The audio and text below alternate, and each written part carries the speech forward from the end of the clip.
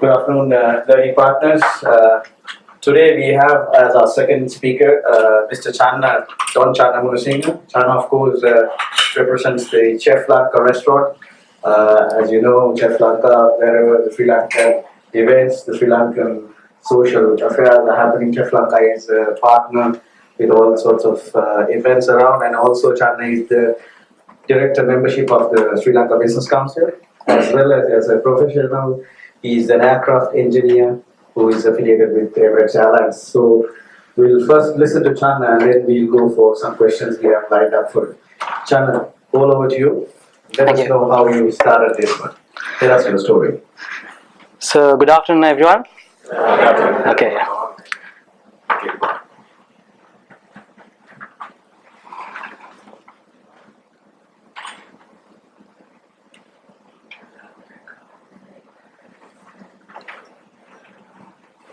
Alright, so Chef Lanka, how did it start? Are you okay with it? Yeah. So, check. Are you okay? Yeah.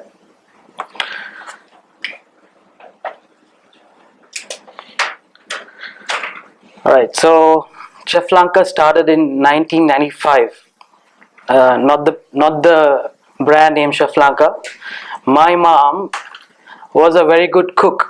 Okay, being a good cook, we used to live in Garud, just very close by, next to the hotel. So there were a lot of maids and friends, her friends in the Le Meridien accommodation. So a lot of them knew that she was a good cook. So one particular day, one of my mother's friends who used to work as a housemaid for one of the captains of Air Wing in Dubai airports.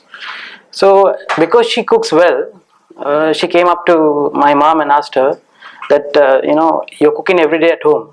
So can you just give a meal to this captain at Air Wing? So my mom said, yeah, fine, not a problem. So then the captain, when he first came to get the meal, my mom gave the meal, and then later on, my mom just gave the meal, and that guy is like, "How much is it?" So my mom said, "No, I don't want any money. This is just because we cook every day at home. I'm just giving you a meal." After that, the guy is like, no, I have to give you some money. So they asked my mother how much. My mother said, no, I don't want any money. Then she just gave, the captain gave 5 dirhams to my mother and told, with this money, you will be a very rich lady someday. You'll have a business of your own. So that those words, okay, I still think those words are from a real kind heart person. And then within a month or so, people around knew that my mom's given this food to the captain. And then there was this company called Premadasa Color Scan, which is one of the oldest companies. I don't think so it's last anymore. So there were 20 people over there who wanted lunch and dinner. So I remember I was in grade 9 those days. Used to come from school, used to take the packs and go with my dad to deliver. So as time goes on, the people around there are Emirates Airlines, they got to know that my mother used to do this, and then we used to do everything from home. So she collected some money within 2 years. In 1998, we opened with an Indian partner called Mars Restaurant in Karama. It's next to Lulu Center, next to the small roundabout there. So within 1.5 years, there was no more Indian food. It totally got converted to Sri Lankan, and the news spread out. So we collected more money, and then Chef Lanka. It was not known as Chef Lanka when it originally came. It was Chef de Lanka, Chef de Lanka. But because of some municipality thing, it ended up being Chef Lanka. So with Chef Lanka, we started the first branch in Karama. And then as we expanded, we bought a branch in in Rola in Saja. Later on, the next branch was in Alcos, Discovery Gardens. Then we came back to Alcos. So that's the story of Chef Lanka.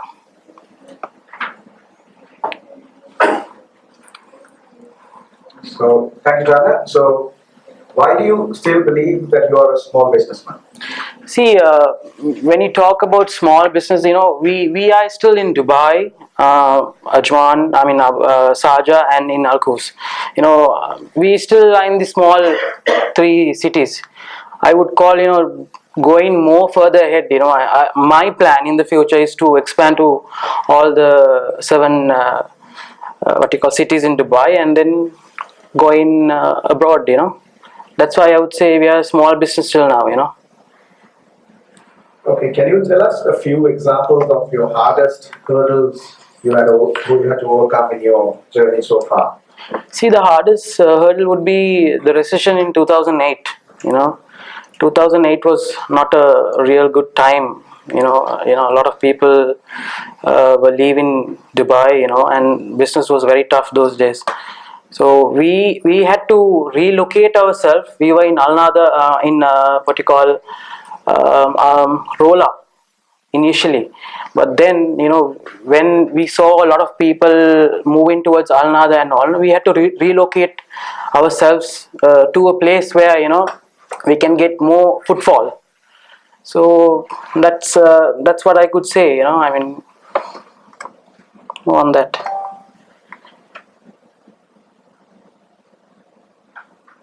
Yeah. All right, so just to understand a bit more about your business model itself, can you sort of elaborate a bit more on your key activities, key resources, and key partners? See, key resources would be, recently we have made Chef Lanka, we have centralized everything. Okay, centralized in sense we cook from the Karama branch right now. Okay, and we supply, especially the main items like lunch, all the curries and all, we are supplied from the Karama branch to Alcus and to Sharjah. So what happens in that way, we have the food taste, the quality and all remains the same. That was one thing we have done. So, in terms of your key activities, like does Chef Lanka operate as a restaurant on the three locations you operate, or like can you elaborate more on like doing the outdoor catering? Yeah. So we do outdoor catering, live stations, we do party orders, all kind of office parties, things like that. Do you have like frequent supplies to offices or office canteens or any permanent orders to any sort of employee basis and stuff like that? Yeah, we do supply, like I've got my whole engineering section in Emirates who takes lunch from us. Okay, and we used to supply for the whole chain of Carrefour. This was initially in 2009. All the city centers we used to supply all the bakery items, the salad items was done by us. But as I told that contract didn't work out. Now we have plans to work with Lulu, the whole Lulu chain. Okay, in terms of key channels, like what about how do you manage your distribution and the delivery and stuff? So deliveries, we have 2 vehicles going to the other 2 branches. Especially if you let's talk about the short eat items. So we have a bakery running. They start at 9 in the night up to morning 6 o'clock.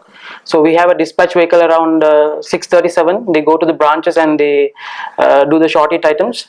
Apart from that, then there's another dispatch vehicles which provides lunch by around 10:30, 11 o'clock. And then again for dinner, I'm talking about the main curries and all. Apart from that, all the a la carte items would be like the hoppers, kot roti and pearl roti, and all the a la carte items and the Chinese items. We have our chefs in the restaurant. And the normal delivery orders will be done through the bicycle network. And yes. You like employ your riders? Yeah. How much employees do you? How many employees do you have? See, we have 3 bike riders per branch, but we have a staff of 60 people in total. The chefs, accountants, waiters, front staff, back staff. Then purchasing is personally done by my dad, and that's how it is. So in terms of your cost structure, how do you like work? Like how does the ingredients, the main key ingredients work for you? And how have you sorted out that aspect? See, all the ingredients, like if you see all the spices and all, everything is, we have got it down from Sri Lanka. That's something different with other restaurants, you know. Each and everything, even coconuts and all, to banana leaves, everything, because we have a foodstuff trading company also. So in those days we used to buy from a different supplier, so which was an extra cost for us. So what we did is we opened up a foodstuff trading company, okay, and then we started getting vegetables. And the only advantage is that if any vegetables get left over, especially perishable and all those items, they can go for waste, you know. So what we do is, you know, nothing gets wasted, everything can go to the restaurant. So the next day our what you call shipment comes every Wednesday. By Thursday, you know, we can utilize all the vegetables and leftovers to the restaurant. So in that way our cost is also, and the wastage is less. I'm sure you didn't mention that, mean to say that we are eating the waste. No, not that way, not that way. With this due respect to all the fasting members of our learning partners, I'm sorry to talk about a lot of food, unfortunately, on the restaurant scene. So, did you ever consider, or did your parents ever consider calling it a day? I have considered many times calling it away. 1 o'clock in the morning, you get a call, said, "Sir, could I have a kottu roti? I'm sleeping." You know, so they try to call the restaurant numbers. So when they can't get it, you know, my number is there. So at 1 o'clock in the morning, 3 o'clock in the morning, I get calls, you know, saying that I want a kottu roti, I want kiwi bath. But no, I mean, I have sacrificed my whole childhood on Chef Lanka, so I don't think so I should give it up, you know. I mean, it's not easy, you know, doing a job at Emirates. As you all know, I work for Emirates. I'm an aircraft engineer over there. I'm a 777 and a 380 type rated engineer. But only good thing is I get time because I'm working on a roster, so I'm working 3 days on, 3 days off. So in a year, if you let me take a year's time, I'm working 6 months and 6 months I'm off. Plus I get 52 days annual leave. So I'm actually working 3.5 months only at Emirates. So because of that, I have a lot of time. So, you know, I give myself to the restaurant. Alright, trying to get at the value proposition part, what do you think that you do differently, your business model than the others? Looking at something different, like compared to other restaurants. Or let's say, what is your uniqueness around the survival of Chef Lanka? See, the survival would be for all these years is the quality. I don't think so we have dropped down on our quality of food, you know. You know, there are a lot of restaurants which come and open up and then, you know, they don't survive for even up to a year, you know. One key thing would be, you know, my mom, they don't cook at home. Lunch and dinner comes from the restaurants, which is rice and curry and all. So we get the lunch first thing around 11 o'clock. So my mom would do a thorough checkup on all the food tasting, and you know, she would I would say, you know, she would do a quality check on the food, and if there's anything wrong, she would immediately, you know, call up the restaurant and tell them, you know. But that would be one thing, you know, I could say. So she's still directly involved in the Yes, back end she is. Okay, so have you ever considered expanding on your customer base? Because if you really want to elaborate on your target customer base, it's not the whole UAE as a whole. You've got a segment which you are targeting. See, our segment was always Sri Lankans. For the last 3-4 years, you could see the footfall coming to the restaurant is more of Indians now. More of Indians, more of Europeans. If you come at around 7 o'clock, you can see a European customer coming in to have some kottu roti or something like that, you know. So we have changed our mindset right now, you know, because with Sri Lankans, I don't see that footfall because our community is very small compared to the Indian community. If we take the partner restaurants next to the Karama branch, we are in a food what you call a food court kind of area, you know. We have the main restaurants like Calicut Paragon and Venus and Saravan. These are like the main chain restaurants, you know, which have been running for years. So if they are full, I'm really happy because that extra customers come to our. But every time a customer comes, an Indian customer comes, you know, they make sure, you know, we see them as a repeated customer. So In terms of your business satisfaction, I'm sure on behalf of your mom and dad who have basically grown and you've been an integral part. How satisfied are you as a businessman today or a family of business today in terms of your involvement as a businessman as well as the social aspect of the whole of UAE's Sri Lankan community? You can elaborate on. Chef Lanka has a trademark right now, I mean, everyone would know Chef Lanka, I mean, just like 2 days back, someone from Ajman called me. He's like, we're doing these charity things for Ramadan, for this laborers we did. So I had done a small flyer and the word has spread. So when I gave this female a call and she told me I'm from Chef Lanka. So people in Ajman also, Indian community, they know what Chef Lanka is. So that would be a proud thing. I mean, Chef Lanka has already made a trademark in Dubai. I mean UAE. Okay, who was the brainchild of this new logo of Chef Lanka with the grinding stone and the chili? See, our initial logo was Sri Lanka, and you had a chef inside.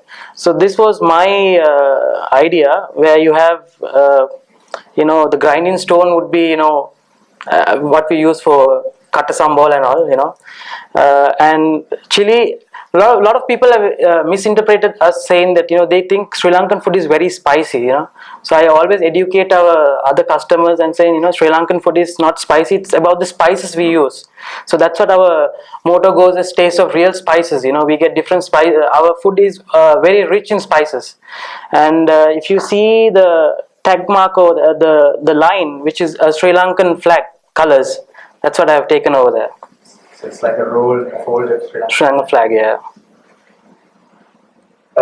Okay, so being in the business for 20 plus years and going through different cycles, what do you think that your greatest achievement was?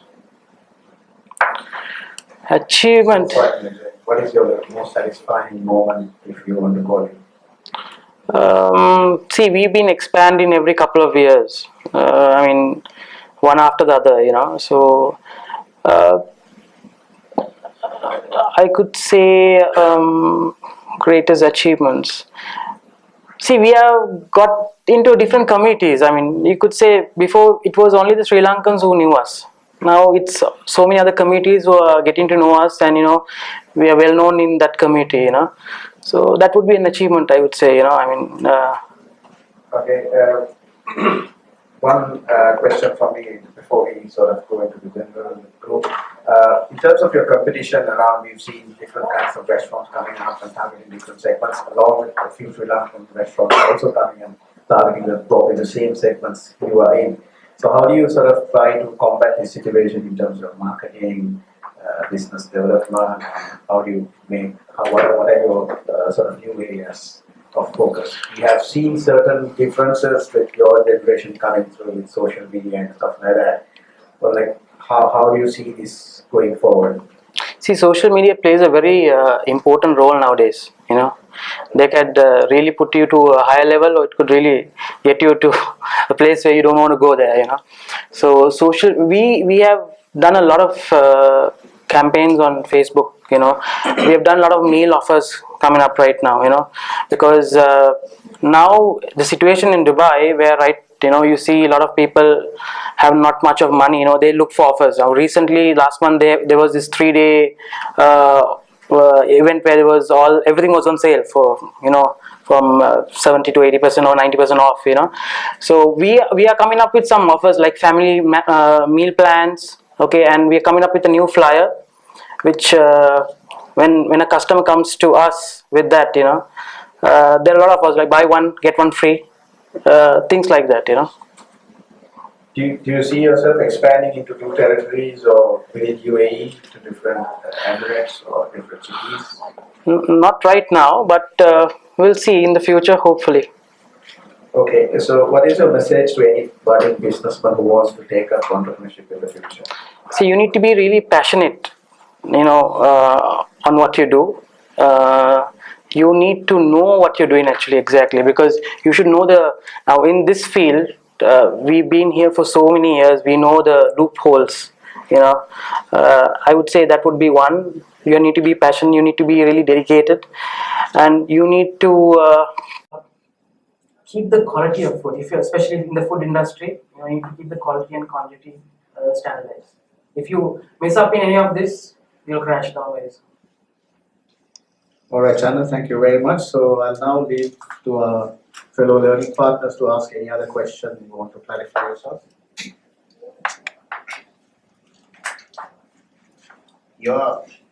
This is a family business. Yes. So you are also second generation. Yeah. So we know that the first generation, your mom and dad, have done very well. So how you see the generation gap and what are the challenges you face? Because your business idea and model is different from your parents' ideas. So any obstacles or challenges you face because of this generation?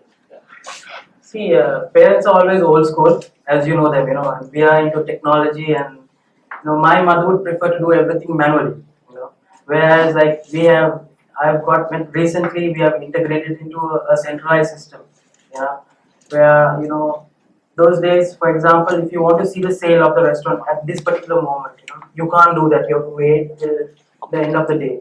But now, recently, we have centralized everything from at home. Right now, I can know the sale right now. So it is very tough to convince them. But then initially, when you manage to convince them, they also know that you have to stick with the new generation, because people are like, especially social media. They never believe social media would make an effect. So I gave, okay, let's run a campaign for a month. Okay, and we'll see the outcome. So we have done that, and it proves, But again, whatever said and done, it's a bit tough to convince them. That means once they experience, they can that the Yes. impact on it, benefits they are getting. So ultimately they agree. They agree towards them. But if you see, there's a lot of businesses which I've got, from our generation. I mean, those days, it was her friends and all who used to come. But now the market is a bit changed. You have a lot of other new members and new customers who are coming to us. Any more questions from back? What's the biggest competition? What do you consider your competition? Like basically, is it other Sri Lankan restaurants or any other? See, Sri Lankan restaurants, I wouldn't call it a competition, because we've got two different ranges. Like, we have a new restaurant which has come up, known as Ivoan, right? So Ivoan would be for a high-end people. If a customer goes once to Ivoan, okay, I don't think so. He may go again 3-4 times. But if you go to Chef Lanka, we see customers coming to us, 3 times a month, 4 times a month. So things like that. With regards to other customers, I don't see. I see more of Indians, other Asians coming to us now. So we are trying to target a bit on them right now. We are a lot of Malaysians coming for our nasi goreng and all. So we are just trying to expand a bit more to the other cultures and other nationalities. Other Indian restaurants. See, the thing is, their community is very big. So Indians, if I see a lot of Indians going to have Indian food, but I don't see Sri Lankans going to have Sri Lankan food. They would like to try Indian or other nationality food. That's an issue I've seen. How much you tell them. I have known a lot of friends. So for example, we have street food now. They say, no, I don't want to come. But I would see on Facebook, they are on a different other Sri Lanka, not Sri Lanka, other nationality restaurant, things like that. So they would like to try something different, So my main aim right now, I would think is better we target the other nationalities. That's how we can get a better footfall. Specifically for that? Yes. What kind of strategy? See, everything's through Facebook, social media. So I've got into this different community. Like the Malaysians, they have a big community. So I've got into them. And now with Indians also, you have these different communities with them. So I'm just targeting those right now. And actually, I'm going to target a meal pack for corporate companies. So that's how it is. think you were talking about a bit of a backward integration with getting into these vegetables and other stuff you're bringing in from Colombo. What are the next steps that you're planning to take forward in terms of this integration part? Have you planning to get into maybe probably the farmers through that buying vegetables directly from them, and how it works today, and what's your next steps? See, right now we have a company called CR Exports in Sri Lanka. So all the farmers and all, they come and give to this company because they are the main biggest supplier to UAE. So they straight away come and give it to us. So our future plans would be we could open up our own company in Sri Lanka, whereas the farmers can give it to them. Again, the cost will be reduced over there. So it's a kind of a collection center. A collection center over there, and then we can get it air freight through Emirates or any of the airlines over here, and then distribute over here. At the same time, you're getting all your supplies that you require for restaurant also through this channel. Yeah, and not even that. Like for example, rice or any other spices, we are getting from different suppliers. We can have our own supplier. I mean, make our own trademark over there, and we can distribute to other shops over here too. Okay. When you're introducing the other customers, other nationalities, the food, so have you changed your menu also for that? No. Menu is going to be the same because we need to keep that authenticity. Only thing is, we have told if it's an Indian customer and they ask spicy, make sure it's really less spicy with our standard. Because because a lot of Indian customers come and say, I want the food really spicy, but they can't handle our spicy. It becomes too pungent for them. So we tell our waiters and all the front staff people to make sure just to reduce the spice at all. And I've told them in the KOT put an I for Indians or Indian nationals, so our chefs will know that this is other nationality customers. But the menu is going to be the same because we need to promote our food, because we can't put any other food, then that Sri Lankan authenticity goes away. But being in the business for 20 odd years in UAE as I would say one of the pioneer restaurants, Sri Lankan restaurants, how you guys are trying to make it a trademark or the Sri Lankan restaurant among other communities? What are you doing today to get there?